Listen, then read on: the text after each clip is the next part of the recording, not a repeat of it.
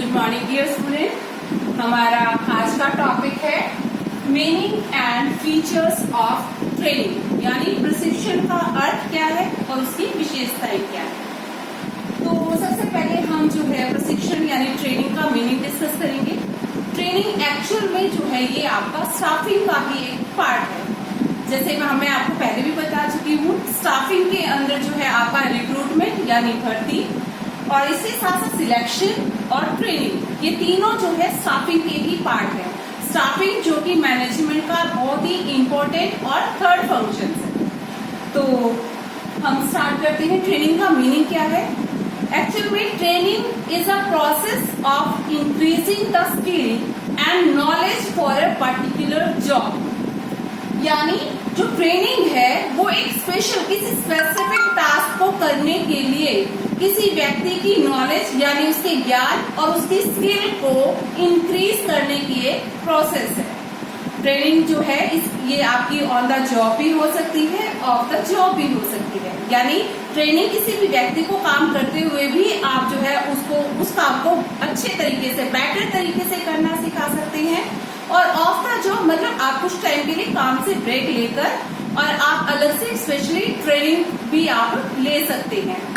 इसमें आप कोई भी एग्जांपल ले सकते हैं। सपोज करो ट्रेनिंग जो है कोई भी लेटेस्ट टेक्नोलॉजी अगर मार्केट में लॉन्च हुई है, अगर बिजनेसमैन उस ट्रेनिंग के अकॉर्डिंग अपने स्टाफ को अगर ट्रेन नहीं करता है तो ऐसी कंडीशन में उसका प्रोडक्ट जो है वो मार्केट के अदर प्रोडक्ट के साथ कॉम्पीट नहीं कर पाएगा और ऐसी कंडीशन में जो बिजनेसमैन है वो मार्केट से बाहर हो जाएगा। तो ट्रेनिंग एक इन्वेस्टमेंट की तरह है जिसमें आप पैसा लगाते हैं तो उसकी वजह से उसका बेनिफिट आपको आने वाले कई सालों तक आपको मिलता रहेगा। तो ट्रेनिंग इन शॉर्ट अगर हम बात करें तो एक स्पेसिफिक टास्क के लिए आप अपने एम्प्लॉय को की नॉलेज को, उनकी स्किल को जब आप इंक्रीज करते हैं तो उसे आप कहते हैं ट्रेनिंग। क्लियर? नेक्स्ट हमारा टॉपिक है फीचर्स ऑफ ट्रेनिंग, यानी प्रशिक्षण की विशेषताएं क्या है। एक्चुअल में तो मीनिंग के अंदर ही उसकी फीचर्स आ गई हैं, लेकिन फिर भी हम इसको एक सेपरेट टॉपिक के तौर पर डिस्कस करेंगे।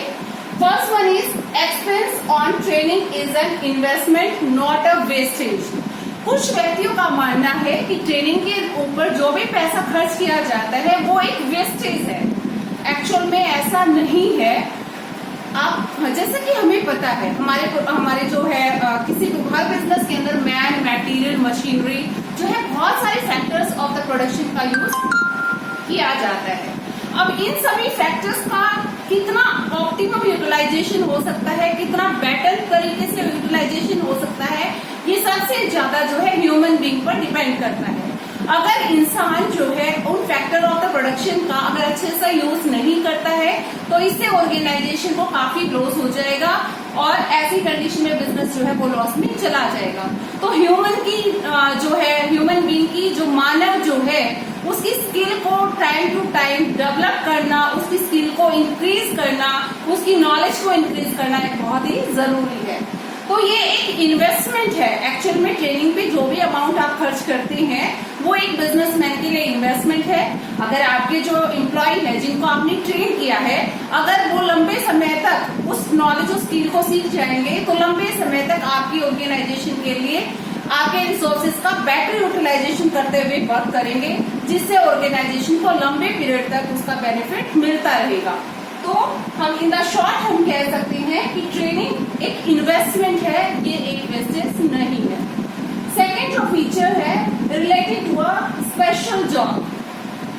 ट्रेनिंग कोई हमें किसी जो है अपने एम्प्लॉयज की कोई जनरल नॉलेज को इम्प्रूव करने के लिए, अपनी जीके उनके सराउंडिंग में क्या हो रहा है ये बताने के लिए हम कभी भी एम्प्लॉय को ट्रेनिंग नहीं देते। ट्रेनिंग जब वर्ड यूज होता है तो वो एक स्पेशल जॉब के लिए, एक स्पेशल टास्क के लिए आप अपने एम्प्लॉय को ट्रेन करते हैं।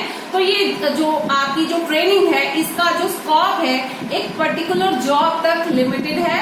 ये आपके सराउंडिंग में आपके आसपास क्या हो रहा है उस चीज को बताने के लिए ट्रेनिंग नहीं दी जाती। थर्ड है beneficial to both the organisation and employ. Training जो है ऑर्गेनाइजेशन के लिए भी बेनिफिशियल है और एम्प्लॉय के लिए भी। वो कैसे? अगर आप अपने एम्प्लॉयज को अच्छे से ट्रेन करते हैं तो इससे आपके एम्प्लॉयज जो है वो बेटर तरीके से और बेटर रिजल्ट वर्क करेंगे और आपको बेटर रिजल्ट देंगे, जिसकी वजह से आपके एम्प्लॉय जब अच्छा परफॉर्म करेंगे तो ऑब्वियस ही बात है उन्हें सैलरी अच्छी दी जाएगी, उनके बोनस के लिए, उनके इंक्रीमेंट के लिए कंपनी विचार कर सकती है। तो इससे जो है एम्प्लॉय को भी बेनिफिट होता है, साथ साथ में ऑर्गेनाइजेशन को भी बेनिफिट होता है। वो कैसे? अगर आपके एम्प्लॉयज अपने काम को अच्छे से करेंगे, इससे ऑर्गेनाइजेशन की क्या होगी? कॉस्ट कम आएगी, और जब ऑर्गेनाइजेशन की कॉस्ट कम आएगी तो अपने प्रोडक्ट के प्राइसेस जो है आप कम कर सकते हैं, और कम प्राइसेस का मतलब क्या है कि सेल जो है वो आपकी ज्यादा होगी, और मैक्सिमम सेल और मोर सेल का मतलब क्या है? और प्रॉफिट। तो इस तरह से ट्रेनिंग का बेनिफिट एम्प्लॉयज को भी मिलता है और ऑर्गेनाइजेशन को भी मिलता है। नेक्स्ट है कॉन्टिन्यूअस प्रोसेस, लगातार चलने वाली प्रक्रिया। तो ट्रेनिंग कोई ऐसी प्रोसेस नहीं है कि आपने एक बार अपने एम्प्लॉय को ट्रेन कर दिया और बस आपका काम खत्म हो गया, ऐसा नहीं है।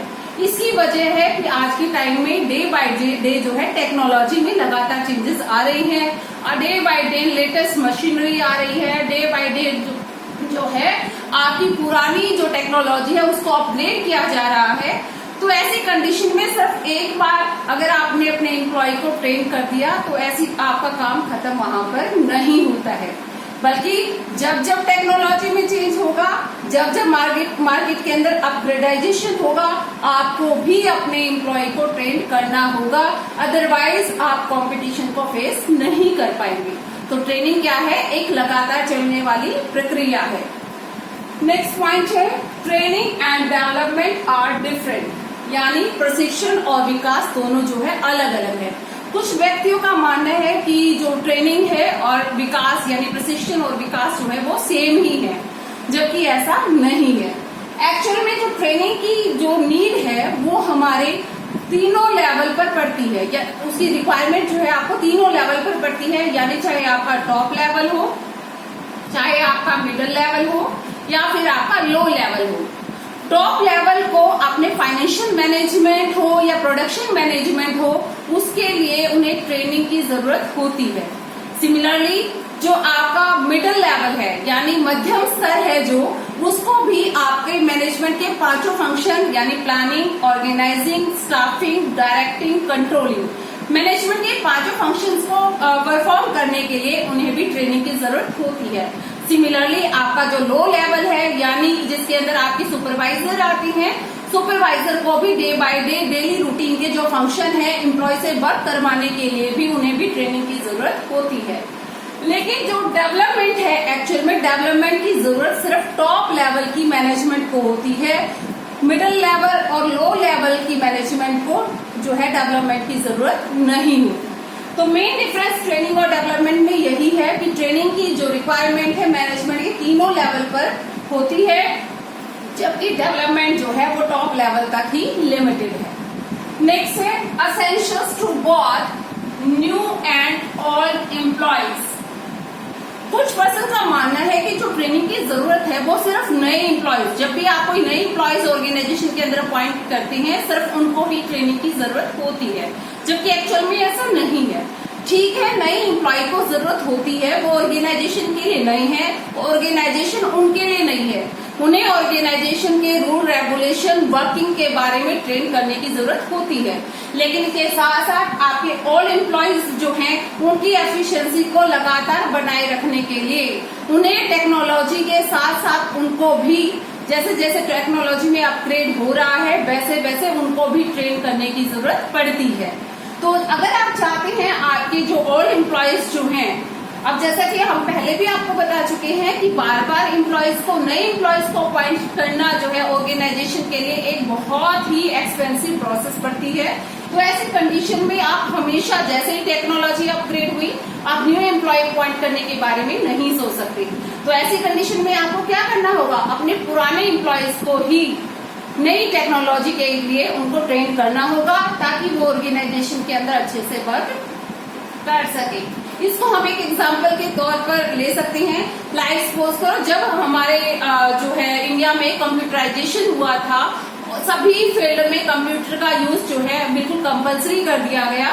तो ऐसी कंडीशन में प्राइवेट सेक्टर ही नहीं बल्कि गवर्नमेंट सेक्टर में भी जो है एम्प्लॉयज को कंप्यूटर के लिए ट्रेन किया गया, और वहां पर जो हमारे पुराने एम्प्लॉय थे उनको भी ट्रेन किया गया।